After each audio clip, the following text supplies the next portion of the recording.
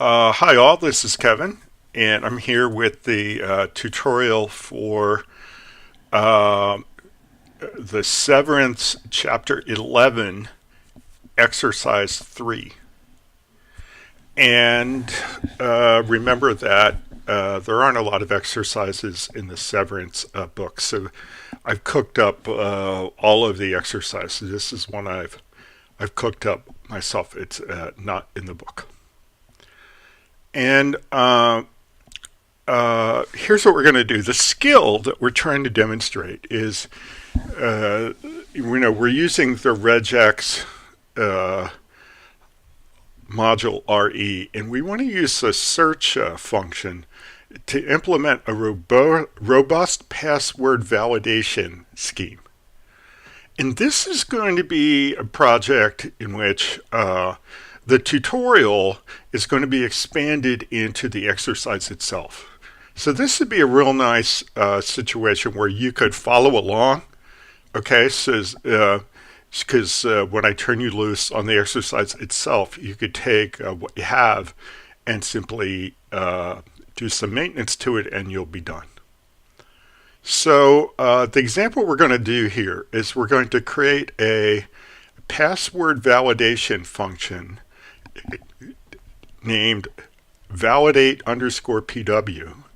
And we're going to put it in a module that can be imported. And I didn't just want to call it PW. I don't even know if somebody else has a module PW, but it seems likely that they do. So I decided that I was going to call it LIS 452 underscore PW, which will it sort of indicates it's the one for this class. And in the module we've done this in a previous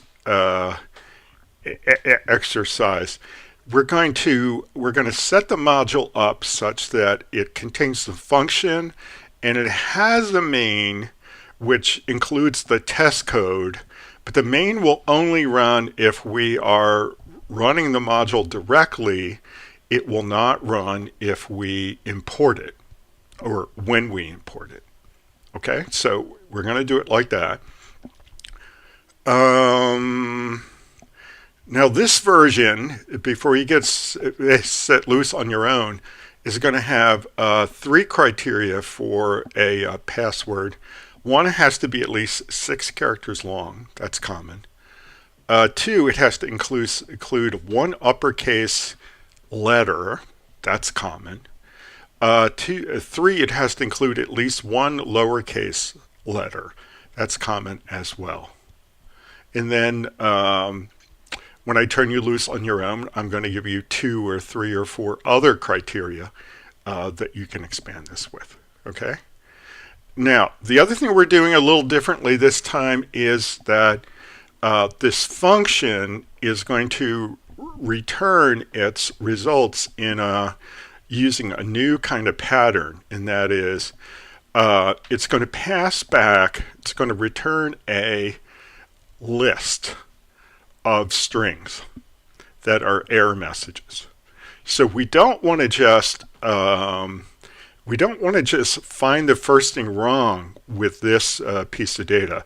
We want to find everything wrong that we can, and every time we find an error, we're going to add a message to the return list. So we're going to return a list of errors. If they pass us a valid password, which passes all of our tests, then the way to tell that it passed is that the return list is going to be empty. Otherwise, we're going to have a list of errors that we can print out from the colon code. Okay, and the function has to detect and report all the errors that are present in the candidate password that we pass it, not just one. Okay, so theoretically we can get up to 3. Since we have 3 rules, it can fail 3 different ways. Right? Okay, let's get started. So you'll remember that I said that we're going to use the RE module, so let's import it, import RE. Okay. And when I'm defining a function in this kind of almost library sense, I put it before the main because the main's actually a test code. So let's define validate PW. Okay, and that's going to take a parameter. I'm going to call it the candidate. It's the candidate password. Okay. All right. Sorry. Colon. Okay, and then for right now, let's just have it. Let's say that the answer is equal to an empty list, and that we want to return the answer. Okay, so the default without putting any code in is it's going to pass. All right, because an empty list going back is going to be interpreted as a pass. Okay, so that's got that started. Now let's create the main for our test code. Okay, so let's def main.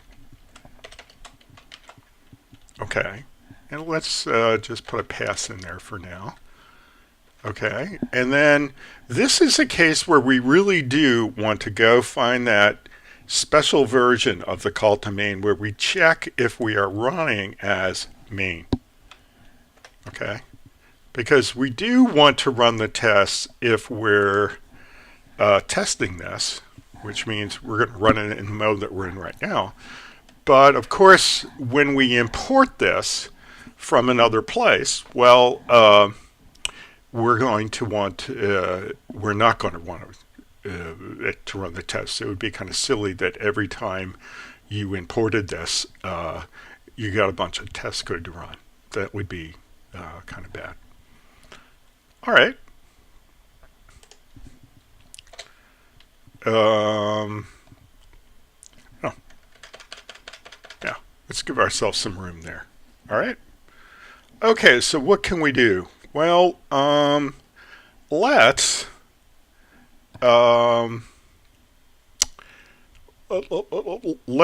go up and add a rule. Okay, and then we'll fully test that one rule. Okay, so I'm just going to put a comment, an end of line comment here that says that the default return value indicates valid. Okay, it indicates that it passed the test. Okay. So this is a typical strategy, a typical pattern that we follow. A lot of times it's just easiest to assume either it's valid or assume it's invalid. The typical thing is that we assume it's valid, and then we look for all the things that make it invalid. After we go through all those, if it's still valid, well, then that's the answer. If we've turned it invalid in the meantime, well, then it's invalid. Okay. All right. So we're getting in a parameter candidate. We'll assume it's a character string because it's a password candidate, right? And let's do a little testing. Okay. So let's say if the length of candidate is less than 6, right? So that's a fail. So then how are we going to do it? Are we going to set something to false? No, we're not. Okay, this is a pattern that we follow often when we're trying to accumulate all the errors. It's very frustrating for users to fix one error and then see there's another and fix a second and find out there's a third. It's polite if we can detect all of them all at one time to give them kind of all of our complaints, right? And then we'll then they can fix everything at the same time. So this passing back a list of error messages is a very convenient pattern for these validation functions. Okay, so if we want to add to this list called answer, well, we'll call the append method. Okay, and then we're going to add our error message. And the rule is it must be at least 6 characters long. So let's just say that password must be at least 6 characters long. Okay, and that's it. So that's the only thing that we have to pass, and then we're going to return answer. Kind of like that. Okay, so let's go down and find our main. Here's our main. And let's take the same approach. We took this on a previous tutorial and exercise. Let's, so the function of the main here is that we're going to create unit testing output. Now the good thing about the way that we're testing is that the principles that we're using are generally the principles that are followed in all of the big unit testing frameworks. Okay. The bad thing is we're not using a unit testing framework because we didn't want to teach a particular one in this course. So this is a homegrown version where you have to at least inspect the printed output and see that you got pass, pass, pass, pass, pass. But we are going to predict what the results of each test are going to be. And so the tester doesn't have to remember what the expected values are. The tester can rely on each of the test cases to properly predict the results that it's going to get, and then test that and either pass or fail it. So let's begin by printing sort of a header. Let's say unit testing output. Okay, and I always like ... more to follow.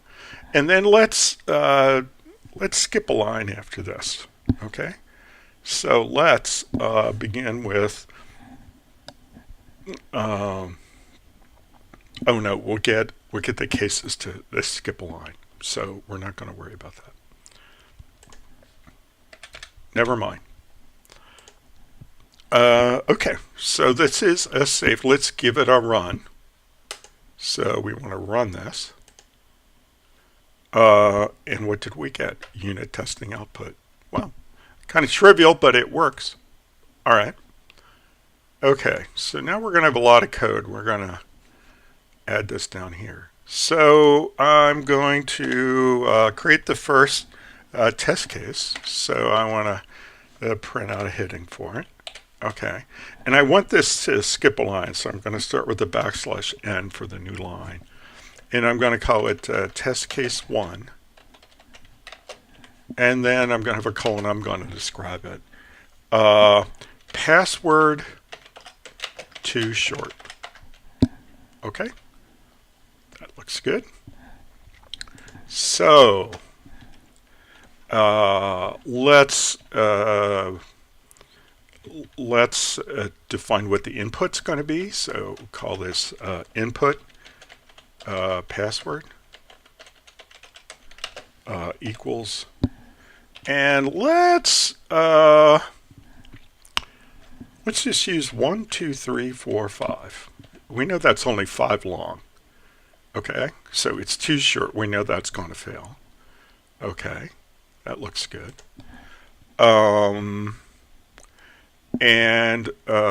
Okay, so that's what we want. Okay, what's the expected result that we're going to get? Well, the expected result is we're expecting to fail. So we're expecting to get a list with one element in it, and that's going to be a character string with the sentence up there. Password must be at least 6 characters long. So let's put the brackets up for a list, and let's make this easy for ourselves. Let's just simply copy our error message and plunk it down in our braces. So we're expecting that result. We're expecting to get back a list with a single error message in it. Okay. Now let's do the actual work. So let's say actual result equals or gets assigned, and we're going to call validate PW, and we're going to pass it. Well, we're not going to use that parameter name candidate. We're actually going to use the variable that we want. It's input password. So let's say input password. That looks good. Okay, and the actual result's going to be our list. Okay, so now we want to do an if-else test. Okay, how does that look? Well, let's say if actual result equal expected result,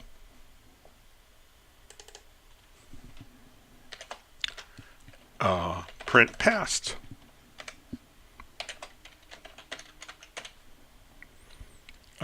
Else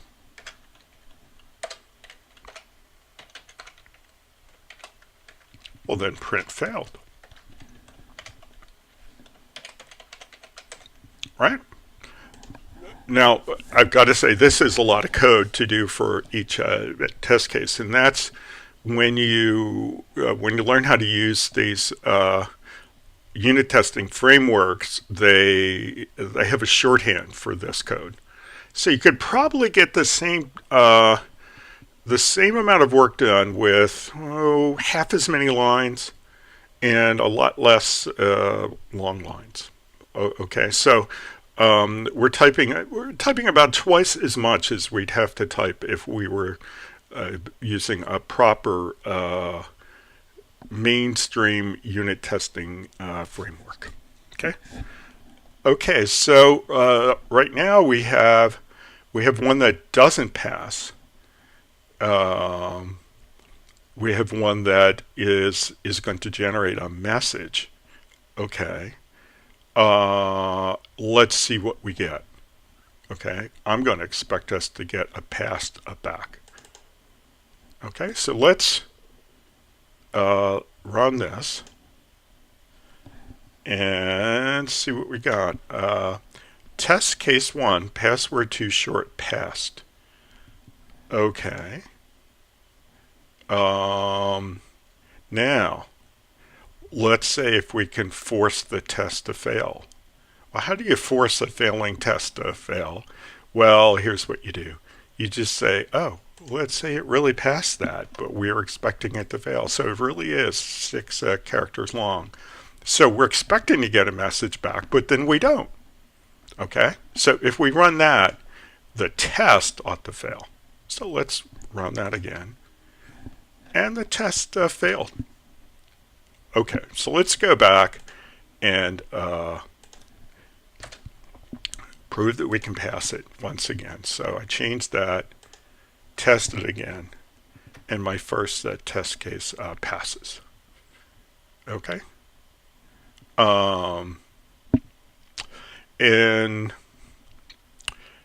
So we've got one case where it's too short. And then let's create another one here. Let's create a test case 2, and we're just going to clone it. Okay. So here's my test case 2. So too short. And let's say password meets all criteria. Okay, So the only criteria that we have now is the length. So if that's what the case is supposed to do, then we better have 6 characters. So let's just put a 6 there. Okay, now what result do we expect?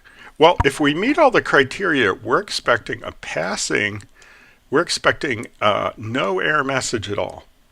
We're expecting an empty list. So let's empty that out. Okay. And then we're going to do the call and get the result back, which should be the empty list. And then the actual result should equal the expected result, and we should get back passed. So we're expecting passed on test 1 and test 2. Let's see how that goes. So we're going to run this. Make it a little bigger. Oh yeah, that looks good. All right.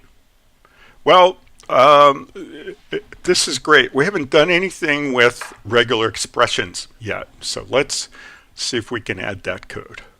Okay. Okay. Now the regular expressions itself are going to be pretty straightforward. Okay. And I'm going to separate these with a blank line so you can find them. So what we want to do is we want to test for a case where we're not going to meet the match. Okay, so we're going to come up with a regular expression that matches the rule, that complies with the rule. And then we're going to say, well, if we don't meet it, then we have an error. So let's come up with a regular expression first. Okay, so that would be re.search. Okay, and then we want to pass it. Our pattern string, comma, and then the string that we want to test.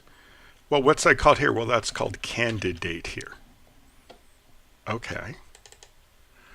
And we just want to test to see if we can find a character that is, let's do the next one that we want to do is an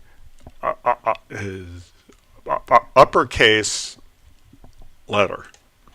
So the way we do that is we use the brackets, the square brackets, to say that this is I think it's probably technically called an enumeration. So we're enumerating the valid values.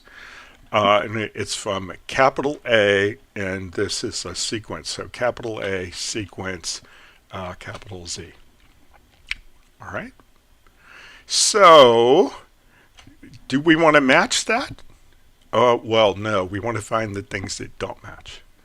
So we're going to want to put a not before it. So let's say if not that, okay, then we're going to have another error message. So how do we do that? Well, we're going to say answer append, and we're going to put in the error message.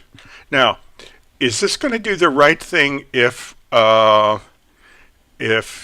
the answer list is empty?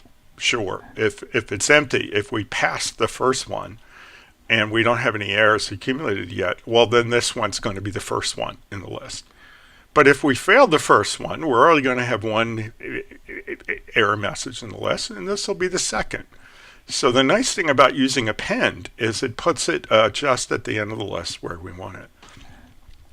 And let's say password must include at least one upper case letter. And then let's give them examples of what we mean, A through Z. Okay? And put a period after that. Okay, well that looks good. All right. So let's see how that goes. Now, what if we don't change our tests at all? And now that we've added another criteria, what's that going to do to our test cases? Think about that. I think it's going to fail them. Okay, let's look. So let's give it a run and see what we get. Password too short failed. Oh, because it doesn't have an uppercase alphabetic in it. A password meets all criteria. Well, that failed. It's long enough, but it doesn't have an uppercase alphabetic. What I find helpful here is to just go repair the test cases. Okay, so they need an uppercase alphabetic. Let's add uppercase A here, and let's add an uppercase B here. Okay, and let's make sure that we're all taken care of. Okay, so let's a lot of times I want to make sure that's been saved, and it's not really an important thing, but again, Command S on the Mac, Control S on Windows. So let's run these two. Can we get them back to passing? Well, let's see. Yeah, we did. So we amended the test data so that the description for the case gives us exactly what we want. We only want to trigger password too short on the first case, so we got to make sure that it passes the second test. And we don't want to trigger any errors on the second one, so it has to pass both the first and the second. Well, do we have enough test cases now? No, we still haven't caught something that fails rule 2. Okay, so let's clone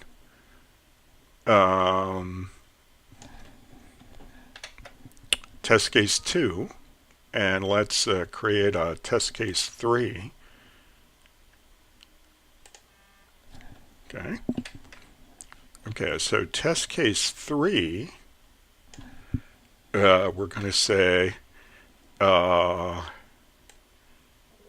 password missing upper case letter. Okay.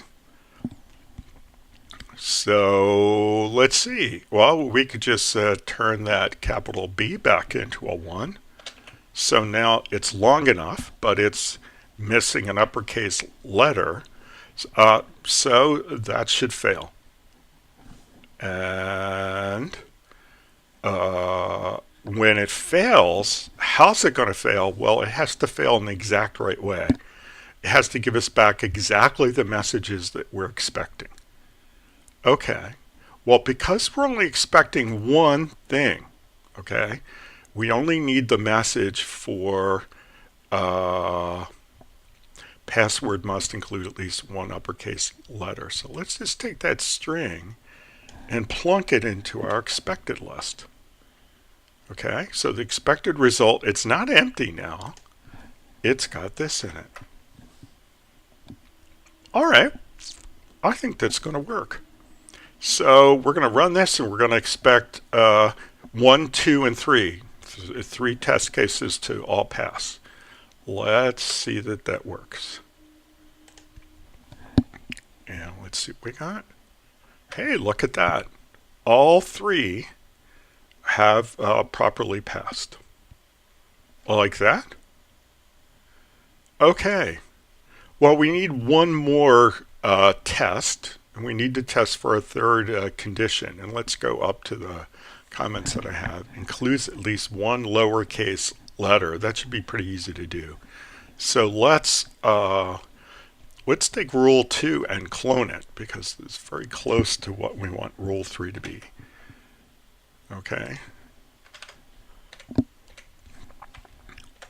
And that's not indented right, so let's do a shift tab to undent it. That looks good.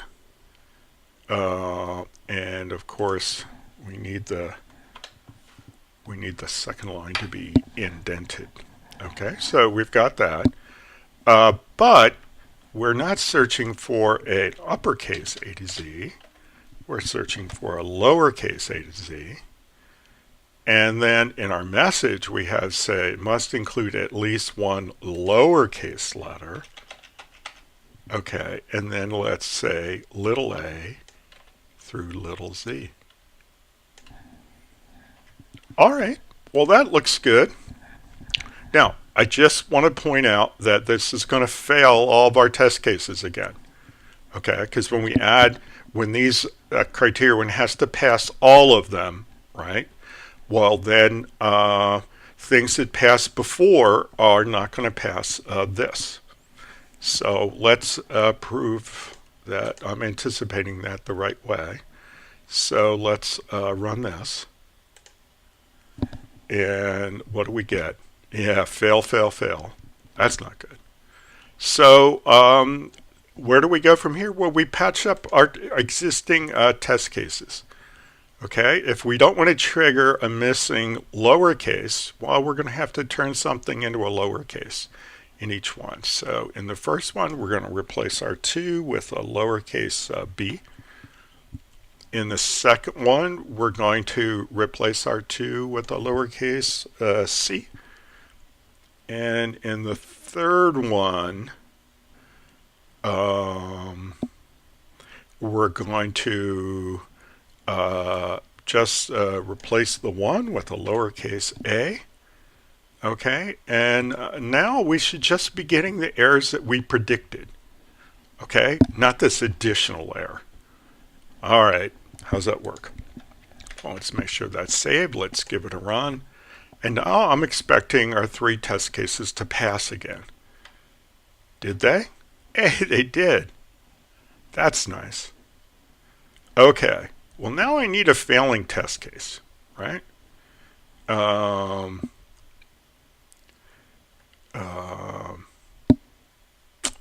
Let's look at that. Let's say, let's have a failing test case. So let's take a test case 3 and clone it and create test case 4. Okay. So that looks good. So test case 4, missing lowercase letter.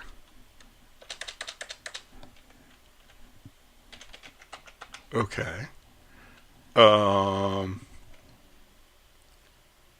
Okay, so it should have an uppercase but not a lowercase, because we only want to trigger the lowercase. So this is long enough, has an uppercase. We're only going to trigger the lowercase. But then the message we're looking for is now the wrong one. Okay, that's fine. Let's go up and find the message that we want. That's right up here. Copy it. Let's paste it into the list that we're expecting. Okay, so we're expecting to trigger only password missing lowercase letter, and if that's true, test 4 is going to pass as well. So let's give it a run, and let's see what we got. Yep, 1 passed, 2 passed, 3 passed, 4 passed. That's great. Now, are we done? Well, we're almost done. We haven't really tested getting more than 1 back. Okay, we think that they're going to go on and how they're going to go. So here's what I'm going to do. I'm going to come up with an input that fails all of them. And then I'm going to expect to get all 3 back. And because the test happened in a particular order, 1, 2, 3, I'm going to expect the messages to be put into the list 1, 2, 3, because it does maintain the order. With append, we'll append the first one, then the second, then the third. Okay, so let's take a look at this. Let's clone test case 4. All right. And I'm going to go right down here and create test case 5.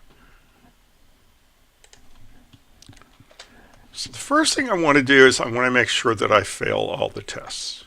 So I don't want to have a I don't want to have either an uppercase letter or a lowercase. So let's put all digits in. And I don't want it to be 5 long. So let's say 1, 2, 3. No, we don't want to be 6 long. So let's say 1, 2, 3, 4, 5. This should fail all 3 of the criteria. Okay. All right. So what could I do here when I'm setting up the expected result? Do I really want to have these things that are kind of all on one line? Do I want to, and then I'm going to be away over on the right, or do I want to do line continuations? I tell you what I do. This is not a have to do, but it looks better. Is I populate these message strings individually. So I'm going to call them message underscore 1, message underscore 2, message underscore 3, and then I'm going to give them each equal.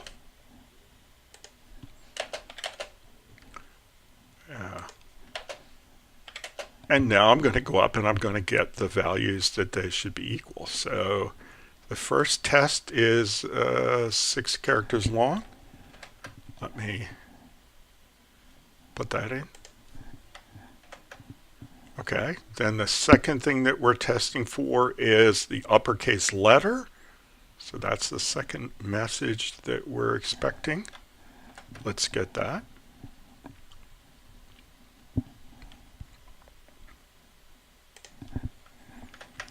And then the third test that we're expecting is the lowercase letter. I don't know if I said the last one the right way, but that is the third one. Okay. So now I've got my 3 messages, and my expected result is going to be message 1. So the first element of the list, and message 2, second element of the list, and then message 3, third element in the list. Okay, so we have test input that should trigger all 3 rules, and so we're expecting to get back all 3 of the messages in our list. Okay, very good. Let's give this one a run. So let's run this. And that passed 2. So 1 passed, 2 passed, 3 passed, 4 passed, 5 passed. And I think that these test cases are pretty good coverage. Okay, so what are we testing? Password too short, password meets all criteria, password missing uppercase letter, password missing lowercase letter, password missing password missing. What's the last one?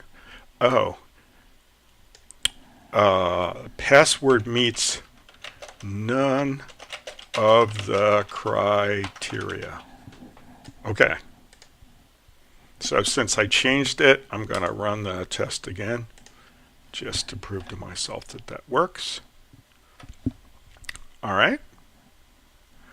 And I ought to be able to import this into any program that I want. And I ought to be able to call the module name without the py dot validate PW, and we ought to be able to pass it a candidate PW, and we're going to get back a list of errors, which in the current version can either be empty, have 1, have 2, have 3. Okay, and then when you go to report how it did, you report back all the errors that are in the list. And if the list is empty, it passed. Okay, so I'm going to turn you over to do your exercise, in which we're going to add 2 or 3 more criteria, and you're going to make that work and hand it in. So I'll catch you next time.